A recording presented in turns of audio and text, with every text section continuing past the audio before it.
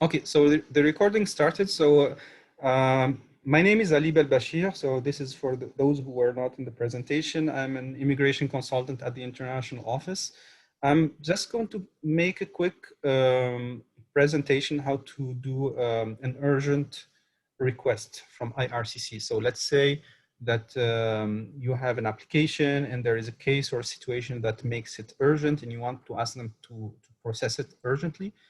This is what you should do. So the first step, just open, a regular Google search page, web page. And on the search, you type this, these keywords, IRCC web form. Yeah. So first link, no publicity. So make sure it's a cic.gc website, not a publicity or like somebody who's advertising services.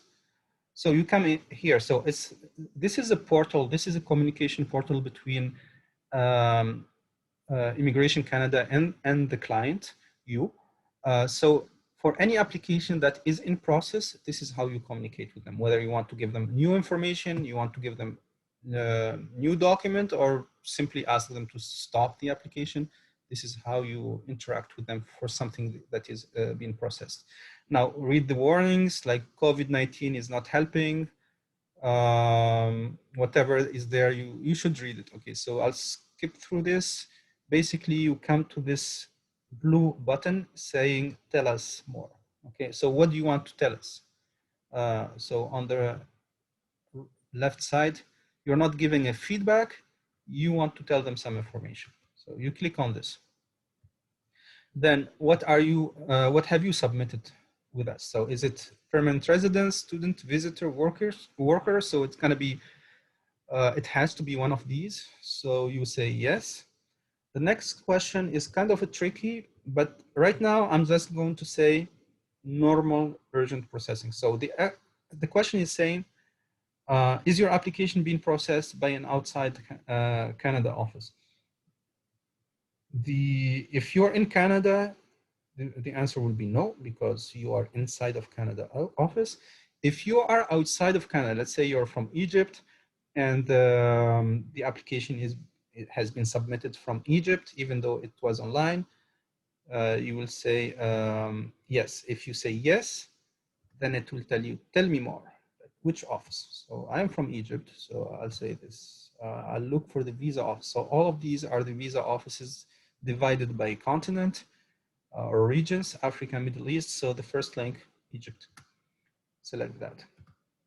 Okay. If the application has been impacted by COVID, even though it is in Egypt. So let's say you submitted on April and it has been delayed because the High Commission or the Embassy of Canada in Egypt has been closed for a while.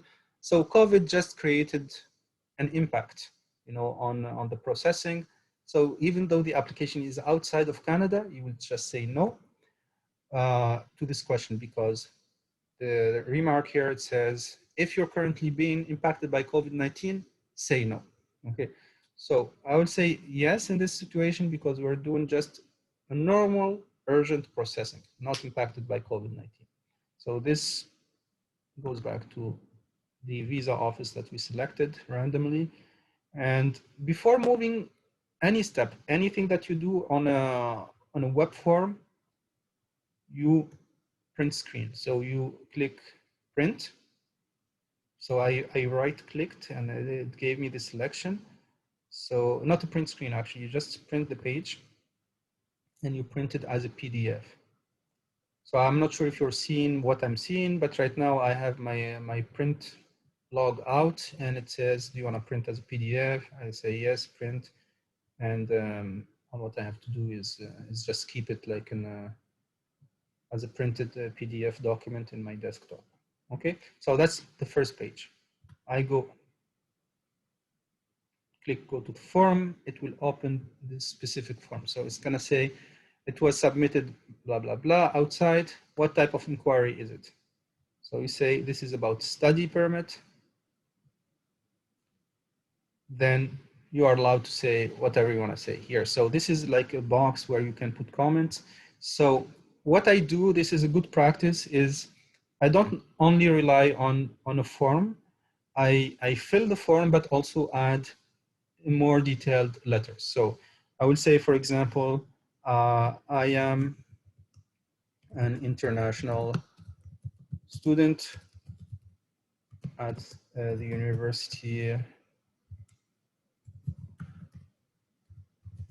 of Ottawa. I have applied for study permit on April 5th, 2020. And then you put the study permit number. It's, let's say, like 999, 999. I'm just imagining numbers here, but you look at the study permit number. It is in the submission confirmation letter. Like as soon as you applied online, you received through the portal a confirmation letter. You will see the number starts with an S, and then you have a series of numbers. So you put that here. And so I am an international student at the University of Ottawa. I applied online I applied online on April 5th. This is my study permit application number. And I need to be in Ottawa to study in person. Since one of my courses requires in-person presence, and it starts like you're talking to a person, right? It starts in January. Now, so this is all the background. So you read it, the officer is like, okay, what does he want? Like, it's nice. Everybody wants to come to Canada. Everybody like has application time. So be very specific. I request an urgent processing of my application. So this is your request.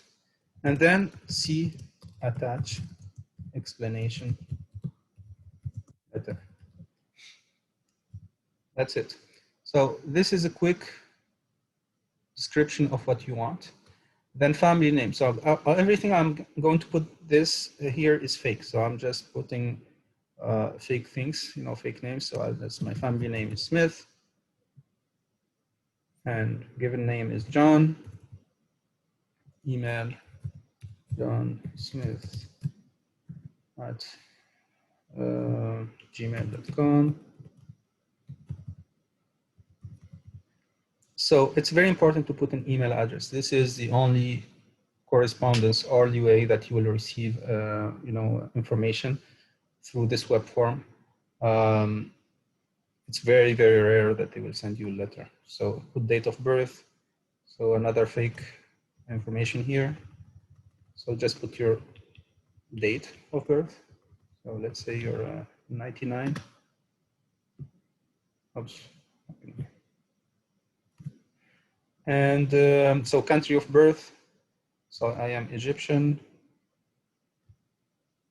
I'm not Egyptian, but in this case I am. And client ID. So the client ID is your identifier number. It's a unique identification number that will stay with you for all your application with Immigration Canada for life. So it's called UCI, Unique Client Identifier, client ID number. So look it up in your in any immigration document or in the submission application. So the same place where you found your study permit application, it starts with 11 now, like 11 dash 4 numbers dash 4 numbers. So you don't put the dash, you just put 11 and then 1, 2, 3, 4, 5, 6, 7, 8. But you copy the number that is your ID number there and you put it there. It's very important. It's not required, but it makes the life of the officer like the very easy to find your application. Now the application number, we said it's an S, 999, 999. So you put the S number for the application, phone number, not that important, but let's put it. So I'm in Egypt too. I'm just putting like a random number there. And who's doing the request? So it's myself doing a request on my behalf, so the applicant. So the information is retyped. If somebody is doing a request on your behalf, they need an authorization. It's more complicated. But in this specific case, do it on your own, do it for yourself. You agree on the terms before clicking next, you print screen. All right, so you keep page 2 in your desktop, and let's quickly check. Don't worry, if you do a mistake, it's gonna tell you. And the only mistake you don't want to do is like put the wrong email address there or a wrong, identifier number or something. So double check it, click next. Now, in this step, it's like telling you, do you have something to submit to us, any document? So I'll say yes. It will open a section where I can upload documents. So here I can upload. What I do, I always upload a passport to show that I am who I'm saying I am. It's not required, but it's a good practice. A copy of your passport, a copy of the application submission letter, the letter that you received. So that will show, yeah, you applied for study permit. Here's this, so upload that one, and a Word document. So write a letter, and the letter will say, blah, blah, blah. This is the situation. This is what happened. Delays. This is my course. Here's a letter from my professor saying that I need to take lab 1, 2, 3 in person. So all the supporting document to say that your application is urgent. Upload, upload, upload, and then you submit. Sorry, I went a little bit quickly. Before you submit, you print that page as well. Now here, this is the electronic signature. So they're just confirming, is this your email? This is your date of birth. Print screen again. All right. You keep that page. I'm sorry to do this, but it's going to be not a genuine application, but this is for the information purposes. Click next. Success. Inquiry. So print this. So you have every step of the application printed. Keep it in your archives. Within 3 days, you will receive a notification from Immigration Canada saying, thank you very much. We received your request, and we have forwarded this to the appropriate visa office.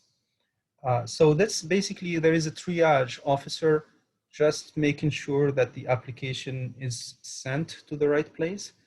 And then after that, expect at least 2 weeks for them to reply to it. It might take more than 2 weeks. If within after 2 weeks, nobody replied to you, pick up the phone, call the number of Immigration Canada, 1-888-242-2100.